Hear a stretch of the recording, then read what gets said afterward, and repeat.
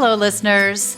So as a family law attorney for such a long time, I've seen firsthand how difficult it can be to navigate co-parenting when alcohol is involved, especially around the holidays. SoberLink is a breathalyzer that ensures your co-parent is staying sober while they have the kids, which is especially important during this time of year when alcohol can be present at so many gatherings. Here's how it works. Your co-parent will test at scheduled times throughout the day.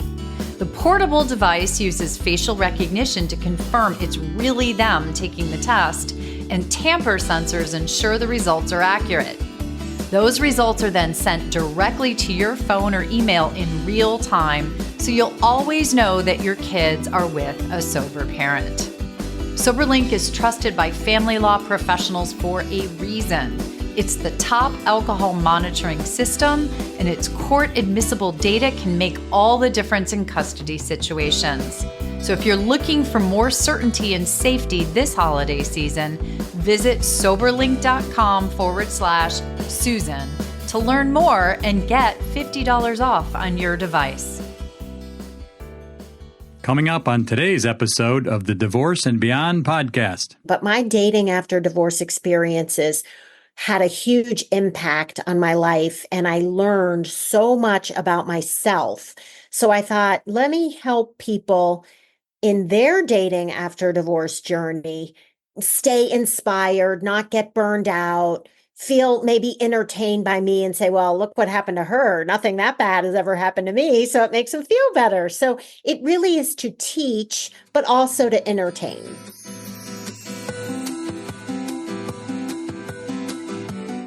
Hello, and welcome to the Divorce and Beyond podcast. I'm Susan Guthrie, your host. As a top divorce attorney and family law mediator for 30 years, I know what you need to know to get through your divorce, and most importantly, how to move beyond it to thrive and transition to your new future. My experts and I are here to give you the insider view into the process, so listen in for the wisdom and expert information you need on your journey through divorce and beyond. Hello, and welcome to today's podcast. I'm Susan Guthrie, your host.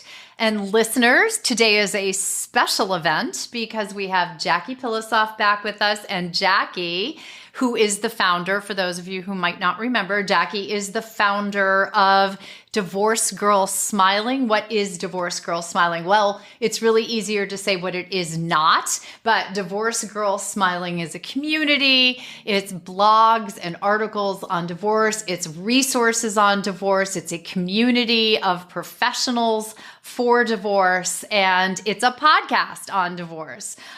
Jackie has been on a couple of times, but now Jackie has her brand new book. I'm really excited to be sharing it with you all. It's called Who Let the Dogs Out? An empowering, funny, and inspiring guide to dating after divorce. And we're going to talk about it, a little bit about it today, share some of the insights that Jackie shares, some of the hilarity that she shares, because it is very funny. But there's also moments of true wisdom and, as I always like to say, golden nuggets for you all to take on your journey beyond. So, Jackie, thanks so much for joining me today. Wow, what a nice introduction. Thank you so much, Susan. Thanks for having me. Well, I'm so happy. I was lucky enough to get to read the book before it even came out, and I have to tell you, you had me laughing out loud. It's funny because we've known each other for a long time, several years now here in Chicago, and I smile a lot when we're together and everything, but you literally had me like, ha ha ha, type laughing as I was reading the book. Note to anyone out there, when you get the book, don't read it, like on the airplane or, someplace where people don't make a lot of noise, because you'll find yourself bursting into laughter. So let me just start with, why'd you want to write a book about your date? These are your dating experiences, right? This is a personal book.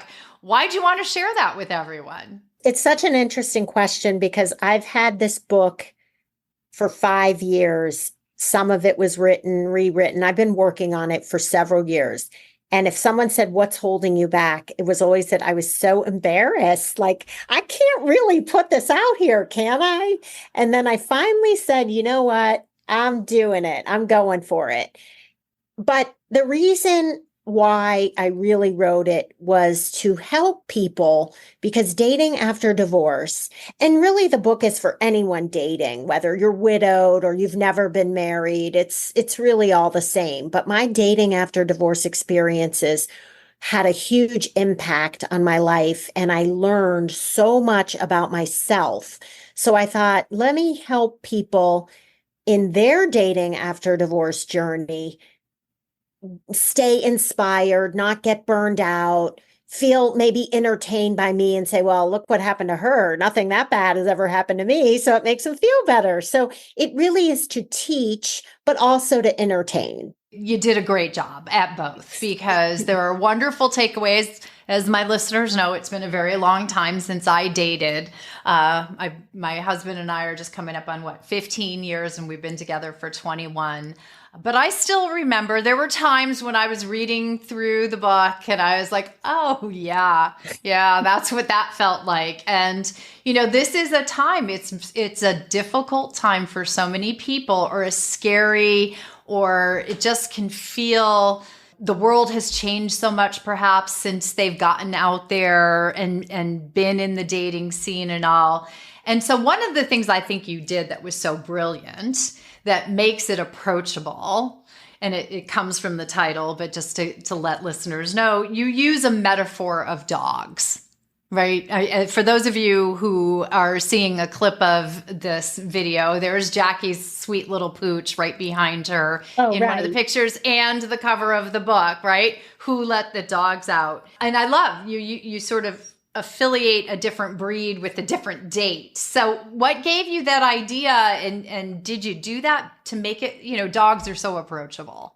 Absolutely. So you talked about how people are so afraid to date after divorce, and it's something that might feel depressing or scary, but exciting also, but really just, whether you were married for 20 or 30 years and you couldn't stand your husband, at least he knew what you looked like naked. And now you have to go out and you have to risk it.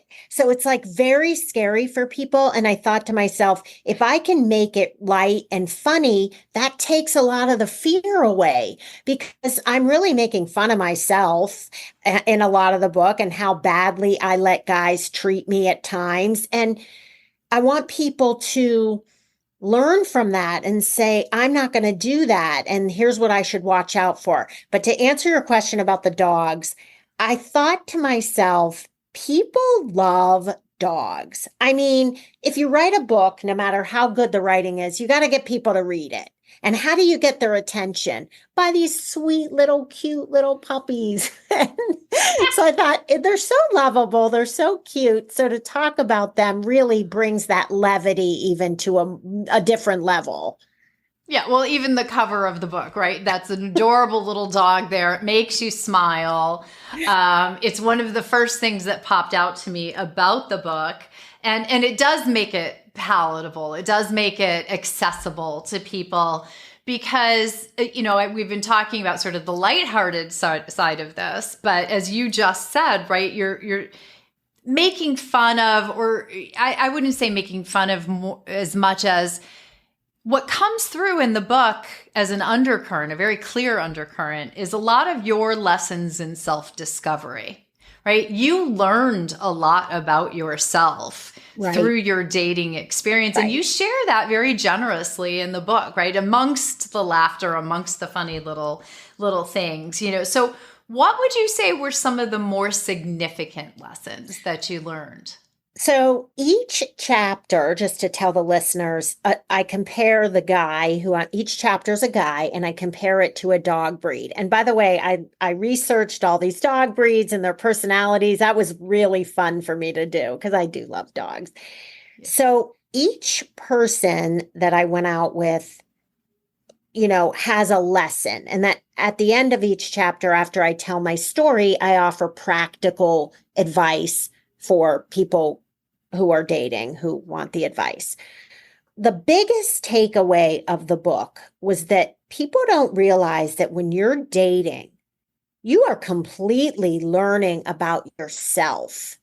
I didn't realize it really until I wrote the book or, after I was dating and met the love of my life. But you're really always learning about yourself. When you date someone, you learn what you don't want, you learn what you deserve, you learn what you're willing to put up with. You see red flags. And so what you don't even realize when you're dating is like you're really doing an exercise in getting to know yourself and what you want. Even if you stay with the wrong person for too long, you realize later you just did it for whatever reason. You were either didn't want to be alone, you were too lazy to try to meet someone else, it was comfortable, whatever your reason, but you realize later, wow, I deserve better than this.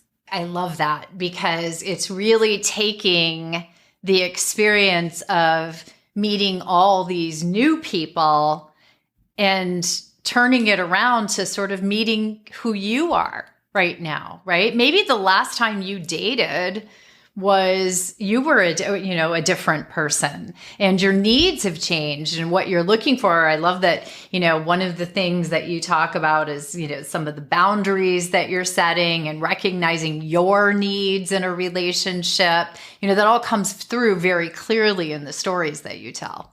Now, Susan, when you were in your 20s dating, I feel like there's a lot of people listening who are getting divorced now in their 40s and 50s, and they haven't dated since they were in their 20s or early 30s. And when you're young, you put up with so much more crap. And then after divorce, you're just thinking that's normal. That's what happened to me anyway. So I put up with all this stuff that I'm thinking, why am I putting up with this? And so I want people to realize you got divorced and your heart is broken. And so now, why are you going to do that to yourself again? You deserve to only be with somebody who treats you and makes you so happy all of the time. Like I remember this one divorce coach I talked to a long, long time ago. She was like, I tell my clients you should be happy 70% of the time in your relationship or 75% of the time. And I go, 75%? How about 98.5?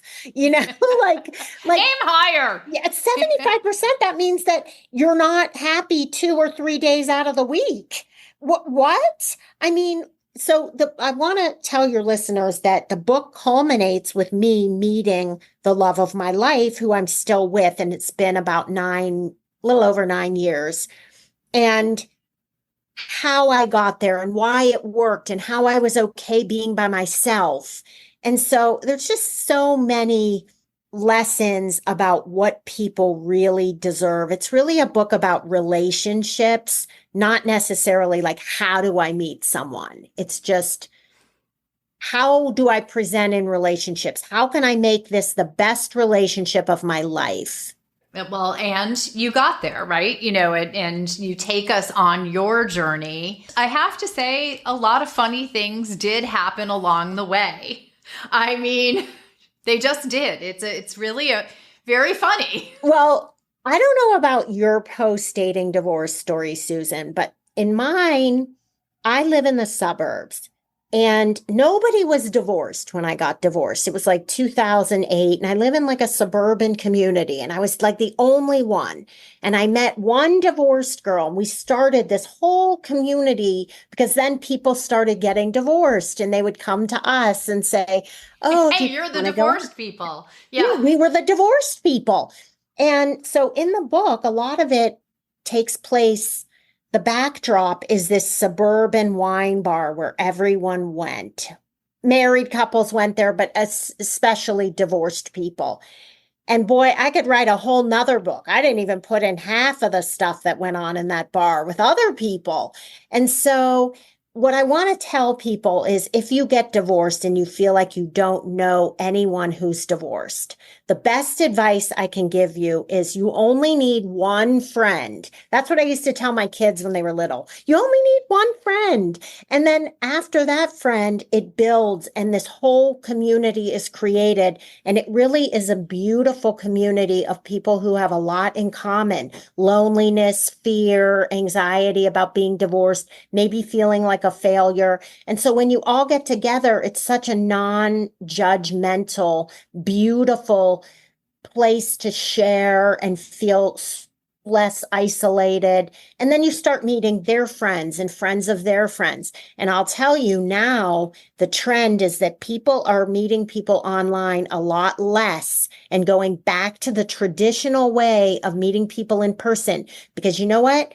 People treat people terrible online. Yeah. And so people are sick of it.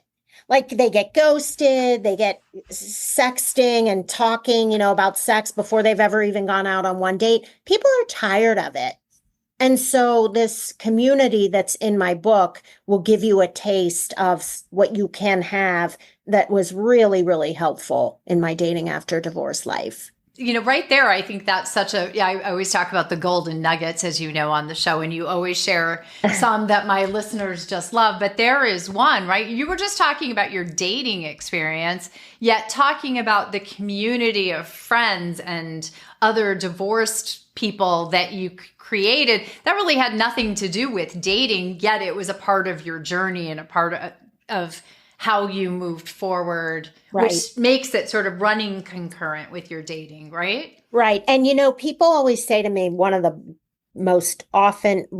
questions I most often get is, how do you meet someone if it's not online? The gym? People say like, well, I'm not a workout person. Well, guess what? Become one. Not that you have to go out to the gym every single day and kill yourself for an hour working out. Even if you go for a walk on a treadmill for 25 minutes, 20 minutes, the fact that you show up at the gym every day, you're going to start to meet these community members of the gym. And then they're going to say, hey, where were you last week? And it becomes accountable. It's such a healthy way to meet a whole new community of people. My gym has these classes where all these women do weightlifting and yoga and all these classes, and we're all saying hi to each other and we get to know each other. That's one community. Then I talked about the community of a bar. And so if you can find what you love to do, the gym is a given, but people, like, let's say you love to hike or you want to run a marathon, get into a group, or you love art and you get into like this museum group that goes to museums or studies or whatever it is, Bible study, anything that you love will be in that community at some point because that's your community that you're getting into. So when people say, how do I meet someone? I say, follow your passion, whatever you like to do, go do it with other people who are like-minded. That's so much fun, right? And that's taking the focus off finding the person and putting the focus on feeding yourself, feeding your soul, feeding what lights you up. And when you're, in that place where you're feeding what works for you.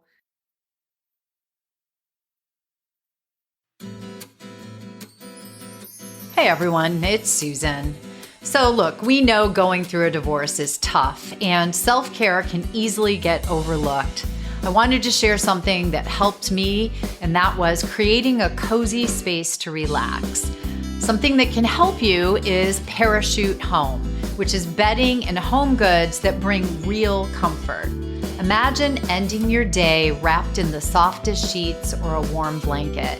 So if you're looking to add a bit of peace to your home, visit divorcebeyond.com/parachute. When you shop through my link, it supports the podcast, and you know how much I appreciate that. So remember, taking care of yourself is a big step forward. So check out Parachute Home and get yourself your own warm, cozy hug. Stay tuned for more from the founder of Divorced Girl Smilin, Jackie Pilossoph, as we explore the lessons and insights about dating after divorce that she shares in her brand new bestseller, Who Let the Dogs Out? You'll find inspiration and I promise you some laugh out loud moments in this must-read memoir. And people also don't want to be by themselves. And I have to tell you, there is something so empowering about taking a little break and being by yourself, because it makes you go from, oh my gosh, I really want to meet someone, to, yeah, I'd love to meet someone, but I'm good, I'm fine. And that's exactly when you meet the most healthy person for you, when you don't really need it anymore. You just want it to add to your life, not to make your life better. If you are enjoying this episode, be sure to check out last week's show with special guest, the founder of Cherish Tours, Megan Grant. We talk all about the many benefits of solo travel to help you to heal and grow both during and after your divorce. There are so many great insights in this episode, and I truly enjoyed my discussion with Megan. I highly encourage you to go listen to it. Travel can sometimes be stressful, especially when something doesn't go to plan. But when you're ripped out of your comfort zone is when you learn the most about yourself. And it's a really great way to do a reset. Not that long ago with our friends Bella Gandhi and Jenny Stevens, I was on the Chicago Today show and I was talking with Courtney Hall, the adorable co-host with Matt Rodriguez. And I asked her how she met her gorgeous husband. And she said she met him IRL. And of course, she had to explain to me what IRL is, but it's just what you're saying, in real life. And her doorman introduced her to him. They lived in the same building, but had never met. And their doorman was like, you two would make a great couple. You're both really nice. You always stop and say hi to everyone in the front lobby and you da-da-da-da-da. And they've now been together for years. So you never know. You're not going to believe this, Susan, but before I was married, my doorman in my building when I lived in Boston did the same thing, and the guy didn't even like me. So, all right. Well, so but doorman setups much more popular than we think. Great way. So I think people listening, ask your doorman. Just gonna say, if you're in a city like we are, you never know. Don't forget to tip your doorman.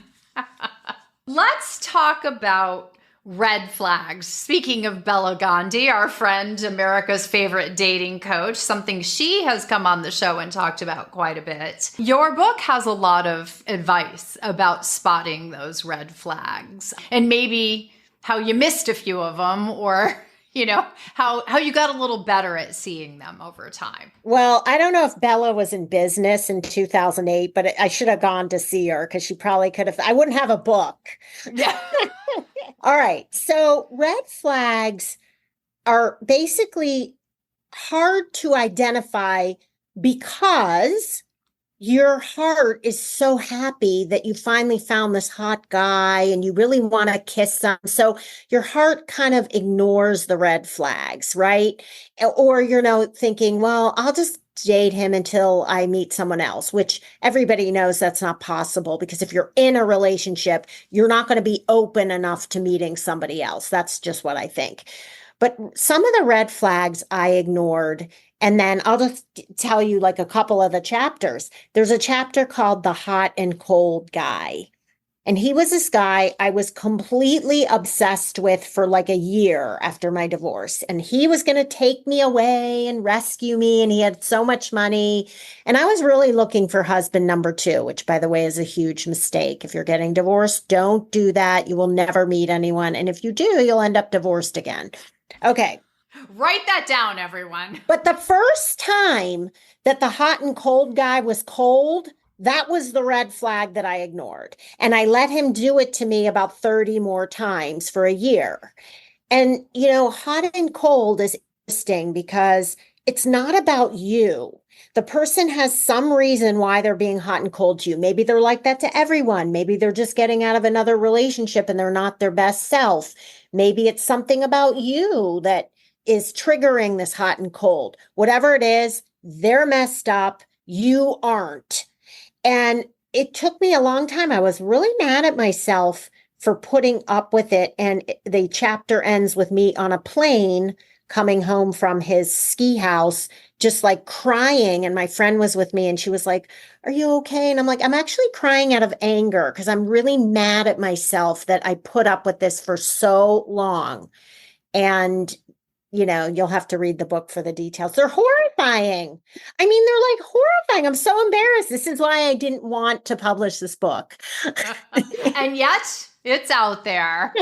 That's a tease for people to go read it for sure. And you do need to hear the rest of that story. But the red flags, I think your point is a really good one, right? We have just gone through, in this particular instance, right, a divorce. So we've gone through a relationship ending.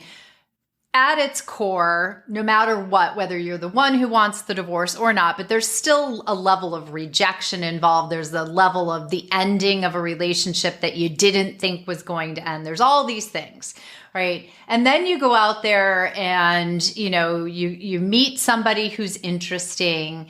It's exciting to feel a part of a couple again.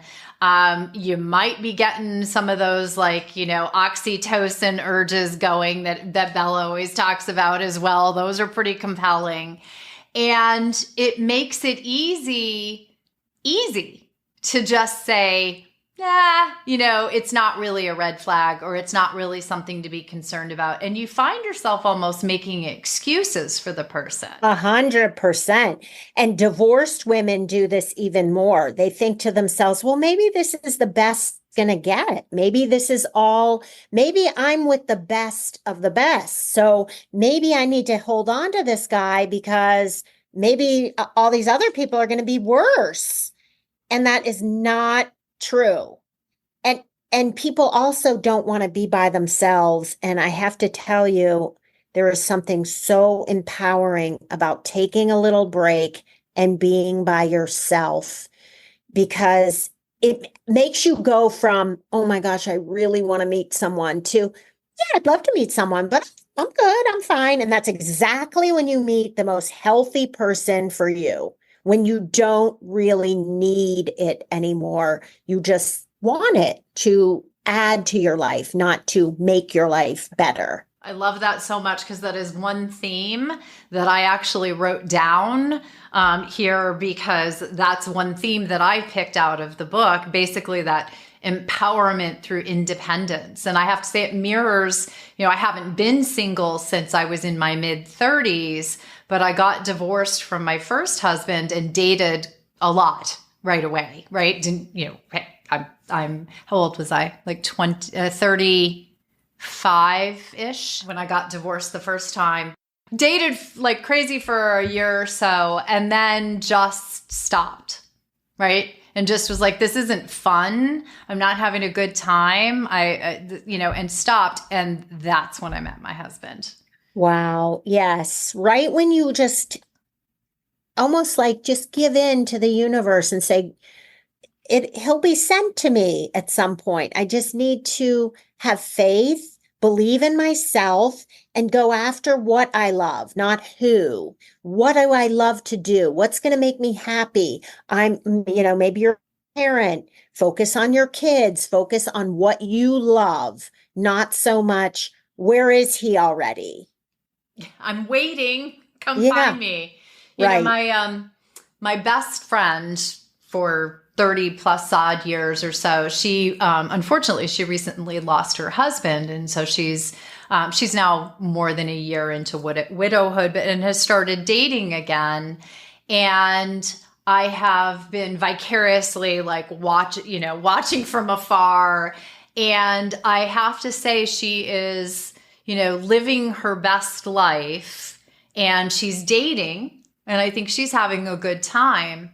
But she made a comment to me the other day, well, I had a good time with him, but I'm not sure he's bringing anything new that makes my life better than it already is, or something. I'm paraphrasing it or something like that. And in that moment in time, I wanted to just jump up and down and do cartwheels because I want that for her, right? I want her, Absolutely. when she lets someone in, I want it to be the guy who brings something that adds to who she is and what she has. Okay, now this is another nugget that what you just said made me think of.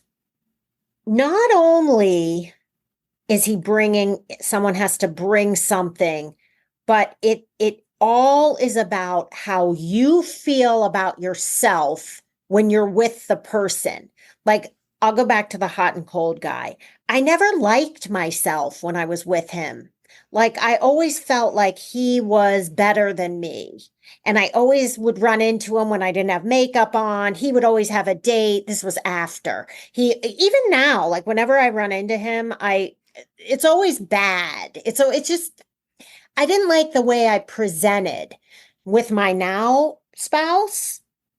Oh my gosh, he brings out the best in me. I feel like $1 million when I'm with him. He lifts me up, makes me feel great. He brings out all the best in me. And I think I say this in the book, or maybe on an article on Divorced Girl Smiling. No, I say it in the book. It's like he put on this cape over me of like Supergirl, and he just brought what I had out and made me even like myself even more. He made me like myself even more, right? Yeah. That is what we all should be looking for. I can say the same about my, fabulous husband. I feel like he loves me, right? The imperfect person that I am. And he does bring out the best in me. He does. And he makes me feel like the best person he knows. And shouldn't instead of that feeling like they're better than I am. Or I'm so lucky that I'm with him. I'm so lucky. No, he's lucky. Equally, you're both lucky to have each other. Yeah. Yeah. So can you share what kind of dog your the love of your life is? The love of my life is a golden doodle. All right. And the reason I picked that is because I don't know about if this is universal or just like in my area, but the golden doodle is like the most coveted dog. Like everyone wants one of those. So that's kind of why I picked it. Well, I love that. I was thinking golden retriever, golden doodle. It's like you get the smarts of a poodle and the adorableness of a golden retriever. And I have to say, we have 1 million puppies here in my condo building here in downtown Chicago. And every puppy is a golden doodle puppy. So you're right. Everybody wants a golden doodle. So I'm glad you got your golden doodle. I got mine too. And I know that my listeners who are out there looking for a puppy are going to be able to find their golden doodle too.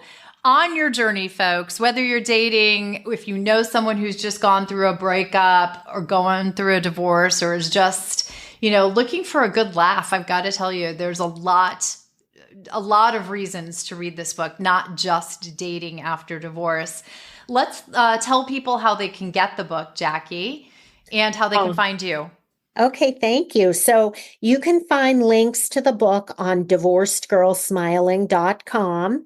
You can get the book on Amazon. And then I created a URL just for the book. It's called datingafterdivorceguide.com. So that's like easy to remember. Easy to find. And we'll have all of the links in the show notes, which makes it even easier. Just a couple of clicks and you can have this book winging its way to you. I promise you will not be disappointed. But just don't read it like in some place where you're supposed to be quiet because you won't be able to. You'll get some good laughs out of it.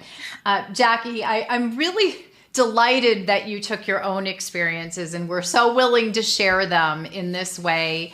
One, I feel like I know you a lot better now and I appreciate your journey. And I felt, very honestly, it resonated a lot with me, not only for my own experiences, but the experiences that I've seen for so many women around me and men. I think there's just as much in here for men to read. So thank you for writing it. Thank you for your Divorced Girl Smiling community and what you put out there in this world to help people get through this process in a better way. Thank you. Oh, that means so much to me. Thank you, Susan. Thanks for having me on the show. Always. My community loves you. The next time I see one of those blog titles of yours that resonates, I'll have you back on. So thanks so much.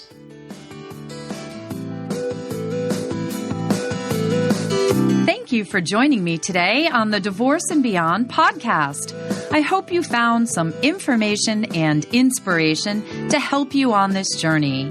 Please join me every Monday at 6 a.m. Eastern Standard Time for a new episode. And if you like the show, please take the time to subscribe and leave me a 5-star review on iTunes. You can also find more information on the website at divorceandbeyondpod.com, where you'll find links to the YouTube channel, transcripts of the episodes, and other bonus content. So I'll see you next week to help you move through your divorce and beyond.